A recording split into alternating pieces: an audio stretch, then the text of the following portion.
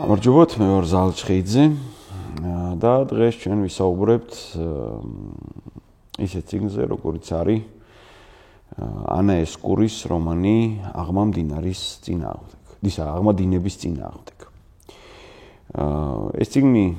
ვფიქრობ, რომ ერთ-ერთი ყველაზე საინტერესო მოვლენაა ბოლოდროინდელ ქართულ ლიტერატურაში. მიუხედავად იმისა, რომ ავტორის სახელი და გვარი ქართულად არ ჟღერს, ავტორმა თავისი შეგნებული ცხოვრების დიდი ნაწილი, ნახევარზე მეტი, იცხოვრა საქართველოში, იცხოვრა თბილისში, იმსახურა სხვადასხვა სამსახურში, მათ შორის რამდენადაც ჩემთვის ცნობილია უცხოენების ინსტიტუტშიც. ეს არის ფინური წარმოშობის ავტორი, რომელმაც დაწერა, როგორც ჩანს, თავის ცხოვრების უკვე მიწურულს, დაწერა ავტობიოგრაფიული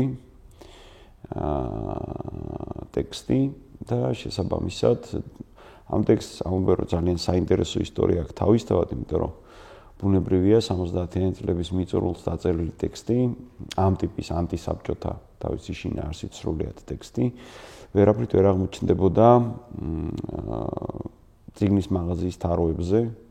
არაფრით არ დაიბეჭდებოდა საბჭოთა საქართველოში და მოხდა ისე, რომ უკვე 70-იანი წლების ბოლოს, 80-იანი წლების დასაწყისში, როდესაც როგორც ჩანს,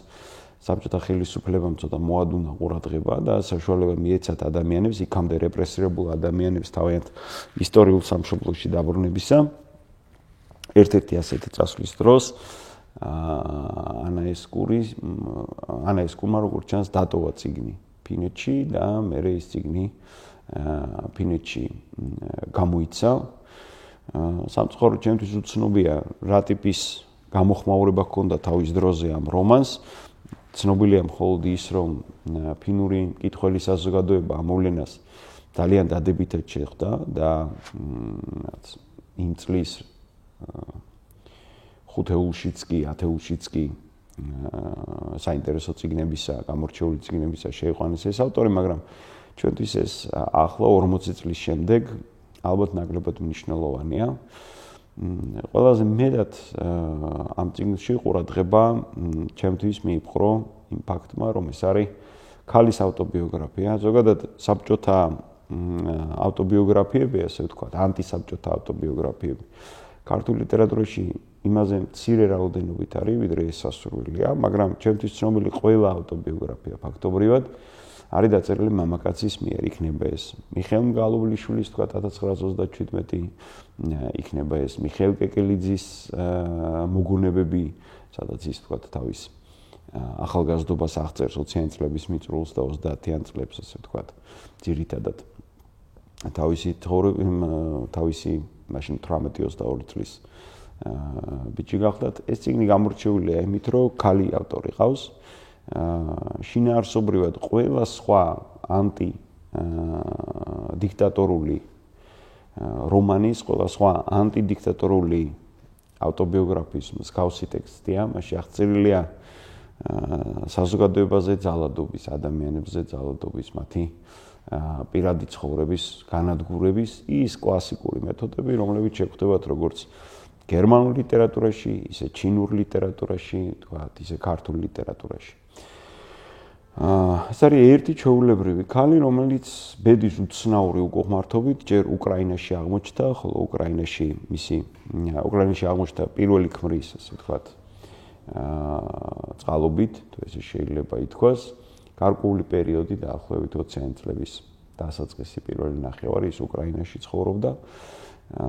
პირველი ქმრის დაჭერისა და დახვრეტის შემდეგ მან გაიცნო თავისი მომავალი მეორე მეუღლე, ამჯერად უკვე ეროვნებით ქართველი ადამიანი, რომელიც იქ, როგორც ტექსტში არის აღწერილი, აქტიურად იყო ჩაბმული სრულიად საბჭოთა საქმიანობაში და გარკვეული პერიოდის შემდეგ ისინი საცხოვრებლად გადავიდნენ პეტერბურგში. ტექსტში არ არის მითითება იმაზე, რამდენად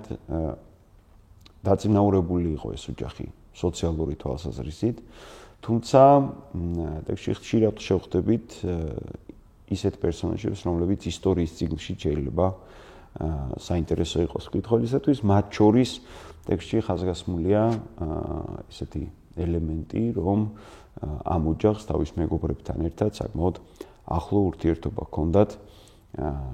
სტალინის ვაჟთან, მის ადრეულ ასაკში, ესე თუ შეიძლება ითქვას, და ანა ესკურის მეუღლეც ამ შემთხვევაში ტექსტში იგი მოხსენიებულია თავისი შუა სახელით, მილით, ანა ემილია ესკური, ესე ქვია სრული სახელი და გვარი ამ ქალბატონისა, როგორც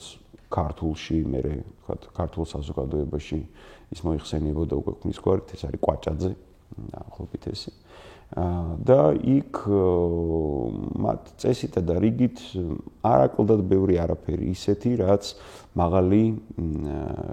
სოციალური კლასის საბჭოთა კავშირში ადამიანებს არ აკლდათ, ხო? ეს იქნებოდა, ვთქვათ, წასვლა მივლინებაში, ქვეყნის შიგნით რასაკვირველია, ეს იქნებოდა სასწავლო კურსები თუ დასაქმება, ვთქვათ, სხვადასხვა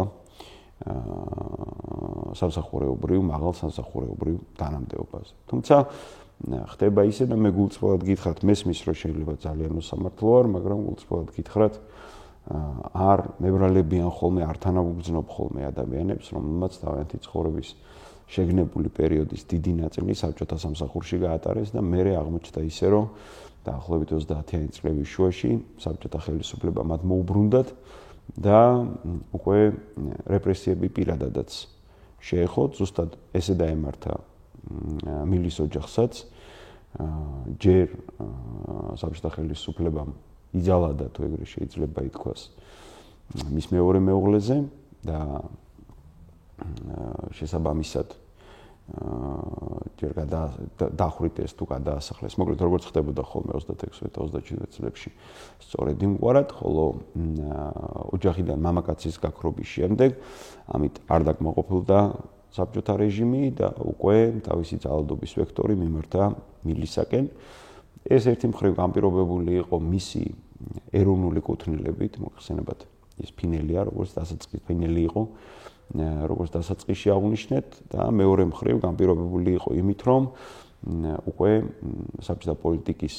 ცვლილების შემდეგ რეპრესირებული ადამიანის ოჯახის წევრებიც ისევე წარმოადგენდნენ, თქვათ, თეორიულ საფრთხეს ხელისუფლებისათვის, როგორც თქვათ, სხვა ნებისმიერი ადამიანი. ეს წიგნი საყურადღებო, განსაკუთრებით საყურადღებო არის იმიტომაც, რომ მასში აღწერილია არა მხოლოდ თქვათ 20-იანი ან 30-იანი წლების ადამიანების ცხოვრება აბსოლუტურად რეალისტურად, თანამდებობით შეგვიძლია ვთქვათ, არამედ იმითაც არის საინტერესო, რომ შემდეგ უკვე გადასახლების პერიოდში ავტორი აღვიწერს ქალთა ბანაკების მდგომარეობას. ჩვენ ვიცით მამაკაცთა ბანაკების შესახებ, ბევრი რამ ვიცით საბჭოთა წიგნებიდან, ანტისაბჭოთა წიგნებიდან, საბჭოთა კავშირის დაქცევის შემდეგ გამოსული, ასე ვთქვათ, მოგონებებიდან და ჩანაწერებიდან, მაგრამ ქართული ლიტერატურისთვის უცხოა იმ ასობით ათასი პატიმრის ბედის განვითარების შესახებ, რომლებიც სხვადასხვა მიზეზით, ზოგი ეროვნული ნიშნით, ზოგი ვთქვათ პატრიოტული ნიშნით ან სხვა რომელიმე ნიშნით, ქალები, რომლებიც აღმოჩნდნენ ციმბირის ციხეებში და სხვადასხვა ბანაკში და ასე შემდეგ. ყველაზე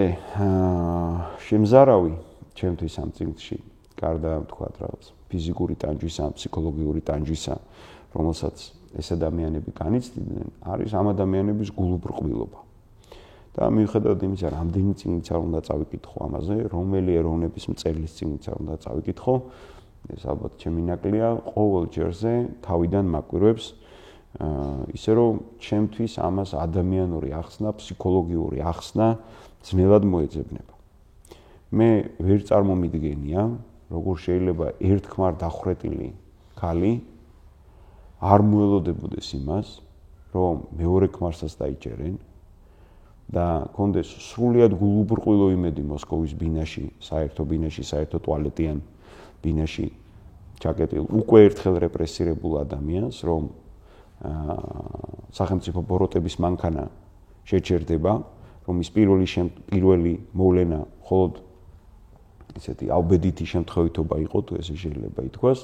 და მას მერეც რაც მეორე ქმარს დაიჭერენ, მას მერეც რაც მეორე ქმარი შეეწირება ამ ამბავს, ადამიანს ისევ კონდეს იმედი, რომ ხელისუფლება, რომ ის სტრუქტურა, რომელშიც ამ ადამიანების ცხოვრება უწევთ, როგორღაც გულმოწყალე აღმოჩნდება და შეიძლება დედა და შვილი არ დააშოროს ერთმანეთს. ამ გულუბრყვილობისა მე არაფერი არ მესმის სამწუხაროდ. ამას არ ვამბობ არც განსჯით, არც საყვედურით, უბრალოდ გაკვირვებული ვარ და გაოცებული ვარ და ეს გაოცება ტექსტის განმავლობაში კიდევ და კიდევ უფრო ძლიერდება, იმიტომ რომ მაგალითად ერთ-ერთ ეპიზოდში ავტორი აღწერს ამბავს, უკვე გადასახლებული ავტორი აღწერს ამბავს ციმბირის ბანაკში, როგორ უსმენდნენ პატიმრები რადიოს და როგორ აღშფოთდებოდნენ ყველა ჯერზე, როდესაც საბჭოთა რადიო გადასცემდა ცნობებს იმის შესახებ, ჯერ კიდევ ომი არ არის დაწყებული, გადასცემდა ცნობებს იმის შესახებ, თქვათ, როგორ დევნიდნენ კომუნისტებს, თქვათ, ესპანეთში, როგორ დევნიდნენ კომუნისტებს საფრანგეთში ან სხვა რომელიმე, ასე ვთქვათ, მაშინ კაპიტალისტურ, როგორც მოიხსენიებდნენ ხოლმე, დასავლურ ქვეყნებში და ავტორის სხვათა შორის ძალიან საინტერესოა, რომ სხვა მწერლებისაგან განსხვავებით, სხვა ავტორებისაგან განსხვავებით, თვითონაც შესანიშნავად ხვდება საკუთარ გულუბრყვილობას და იმ ადამიანების გულუბრყვილობას, ვისთან ერთადაც იყო და ამას საგანგებოდ აღნიშნავს და წერს, რომ საკმარისი იყო 5 წუთი, 10 წუთი რადიო გადაცემის გამორთვის შემდეგ, იმიტომ რომ მოგიხსენებათ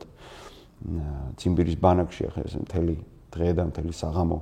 რადიოს პატიმრებს არავინ არ მოასმენინებდა და შეიძლება კარგიც იყო რომ არ ასმენინებდა და საკმარისი იყო გასულიყო 10 წუთი რომ ეს ადამიანები ხელახლა უბრუნდებოდნენ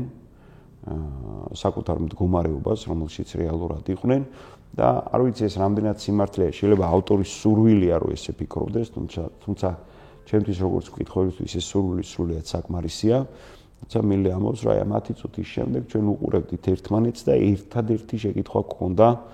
რომელსაც ვერ ვამბობდი, ცხადია, ერთადერთი შეკითხვა გქონდა ერთმანეთთან, რომ ჩვენ რა დავაშავეთ.